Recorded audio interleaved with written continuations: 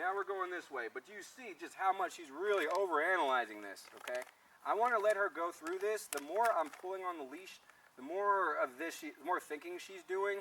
And if I'm saying SIT and DOWN, she's trying to learn the commands while she's talking with me. And what you're really working on is her crossing this sidewalk. See how much work this is doing for her. See how hard this is for her mentally, right? She gets right there. Oh, encourage her, encourage. There you go. All right, get excited. And what she's drawn, you don't want to bend down too much for her. You see how she's going nice and slow. Yeah, you're gonna wait. Treat, right there. Lots of positive reinforcement there. Okay, guys. That, in terms of a recall rep, was actually relatively functional. And what I mean by that is you could tell you wanted her to come to you, and this is what you wanted. You want her to come to you, and you want to work on doing a sit-stay. Now, you want to give a lot of commands and everything, guys. What I recommend that you do is come out with them and practice a little bit of this before you start walking. Okay, why? Because if I come out, and God forbid, this leash come out of my hand for whatever reason, okay, I fall and I break my leg, I would want them to have just a reward history of walking 10 feet back to me. If this is all we ever worked on, you don't have to have the whole long line and everything, but you can literally go in the backyard and do this. We came out in the front yard specifically, but you can go in the backyard and do this with a 6-foot leash. Let's say she doesn't come to you or she's just having some issues. What you do is go to the leash right here. Just give her a little cue. I'm sorry. You just get her up and use the leash just enough to get her engaged with you there, guys. And that way you don't have to come to her. So let's say I'm calling her, come here, come on, come here. I'm trying to do one of those numbers and she's not coming. If I do this and then eventually I walk over to her, what I'm teaching her is I'll plead with you and then I'll come get you, okay? What I'm saying right here is if you're confused, I'm not coming to get you, okay? You know what the right thing is, but she's trying to build confidence here, guys. We never worked out here. You got these distractions. There's a lot of things going on. So you want to initially just try to kind of work your way into this. Once again, this is a dog that's not conditioned to the leash at all. So what I'm really trying to do is also get her conditioned to both leashes. If she pays attention to the, right now she's interested in both of them. But eventually, of course, we're not going to have a 30-foot long line kind of trailing around behind us. And so if that's the case, guys, what we would want to do is, basically phase in that 30-foot long line. And we want to use this 6-foot leash initially. So what I want you to do is take that 30-foot leash. Actually, walk this way. Yes, yes, yes. Come to a stop. Okay. Now I want you to walk back over and grab this 6-foot leash. And the reason why I said that is just notice how she crossed in front of your face there. She was just thinking about drifting off a little bit, and I want her just to have the experience of just not doing that good. Okay, so we're standing right here. Excellent. Good. I want you to take the leash and then put it on the collar for me, though. Make sure that we switch, yes. Do that the right way. And you're going to I want you to put eventually you're going to put the long line on the harness. But yes, let's switch those. Just like that, perfect. Got it. Good, okay. So I want you to take the leash in your left hand. There's our distraction right there. We got dog to the right, okay. I want you to walk this way for me, turn and come to the right. And then have the leash in your right hand for me, please. Good, good, good. And then walk right over here, keep walking. Notice how she tries to stop you. Try to give that treat down and away, like what we were working on over there. There we go. Did she take it? Yeah. Good. And then walk forward a little bit. There you go. Keep walking. Keep walking. Try not to let. Yes, yes, yes. Now try to give her the treat down and away, and then walk right in front of her. Good. Come right there. Let's cross right in front right here for me.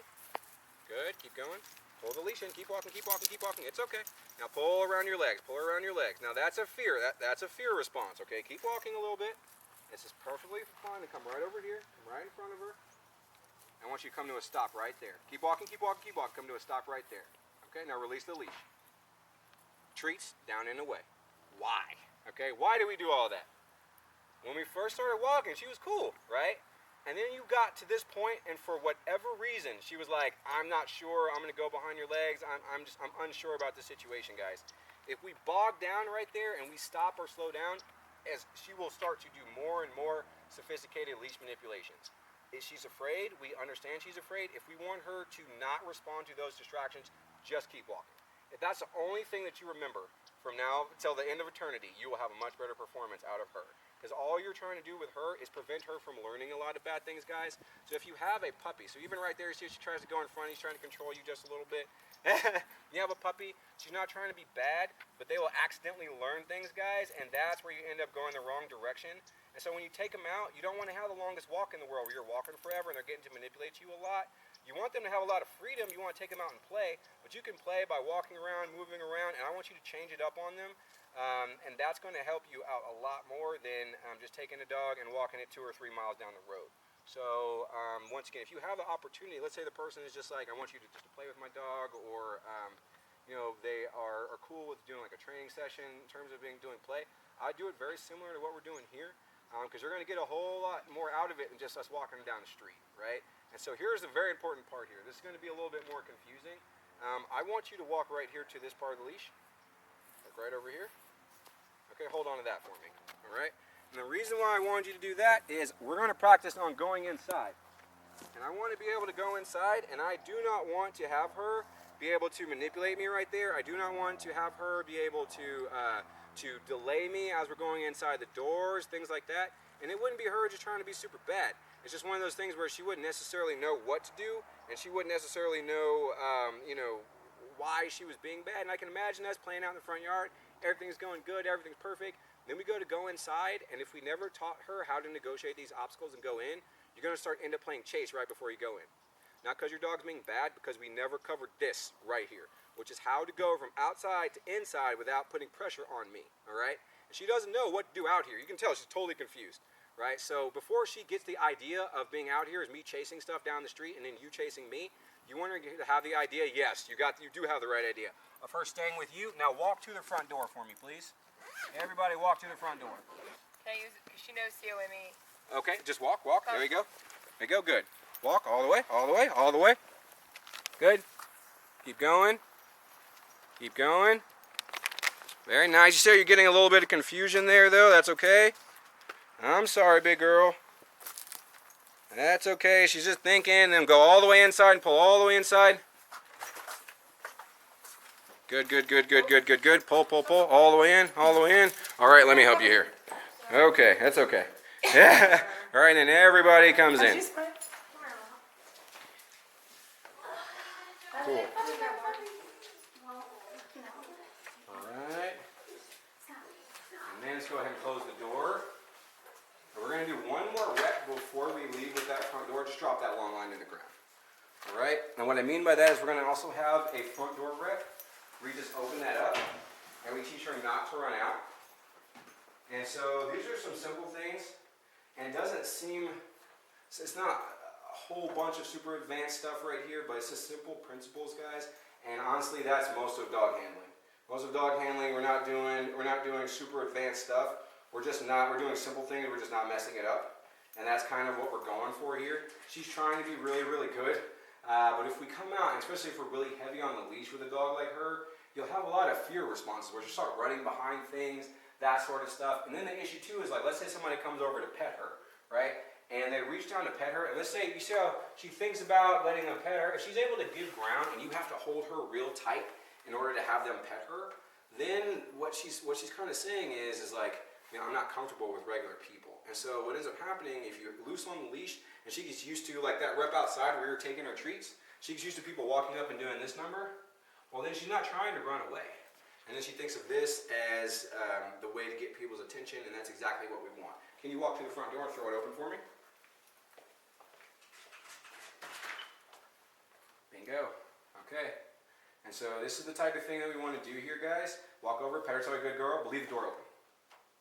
Door open. Great. Good girl. Pet her, tell her awesome.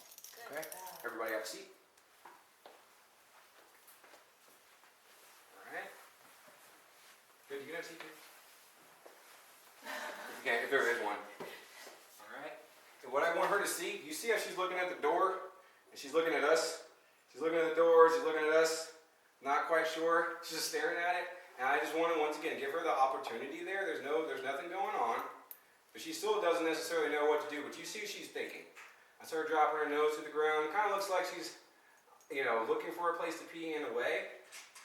But she's halfway through, she looks outside, and she looks at you. So now she's got a choice. She picked right. Pet her. Cool. Great. Can you stand up and shut the door? Bingo. That's it. Have a seat. So guys, this is some simple stuff whenever you're working with dogs. And let's just say, once again, you didn't have too much more than what I showed you today. If you just were able to repeat what we did with even your dog or some dogs you're working with, I encourage you just to try to do that for an extended period. You're going to find this stuff gets much, much easier. One of the things I do not expect to happen overnight, especially for some of that loose leash walking stuff, that feels sort of awkward when you get the leash in your hands, kind of like learning how to ride a bike, and then eventually you get momentum and it's a lot easier. But initially you're going to have some problems with that. So guys, if you have your dog at home or whatnot, that's not the system that you're used to, then just go ahead and try it out a little bit. You don't got to walk them for 4 or 5 hours with it every night, but let's say you're watching something at night and you're able to take the leash and walk them through the house a little bit. Even doing 3 to 5 minutes of that, 3 to 5 times a week, can dramatically improve your handling in a relatively short amount of time.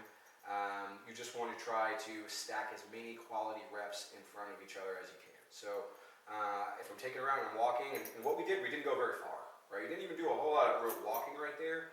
But what I want to do is add more and more, going further and further. And I really just want to limit her ability to make a lot of mistakes initially, guys. So that's the real thing. It's really about, especially with a puppy like her, is about what we don't teach. And even going back to the older dogs, right? When I was working with them, they never got to cross in front of me. They never got to go behind me. They really didn't get to manipulate me a whole lot. So when we got outside and we were walking out there, they weren't trying to put a whole bunch of pressure on me, right? And over time, what you're going to find is they're really going to take it a lot easier on you. That average dog, 'cause I know some of you right now, got some dogs in the back of your mind and putting pressure on you in these certain situations, right? I want you to mark those in your mind. Like you might have some come up this week or whatnot. We're going to meet next week and we're going to work more on those like situational things that you're having issues with. But I want you to try to implement this just in your regular handling with your regular dogs if you can. How do you implement this with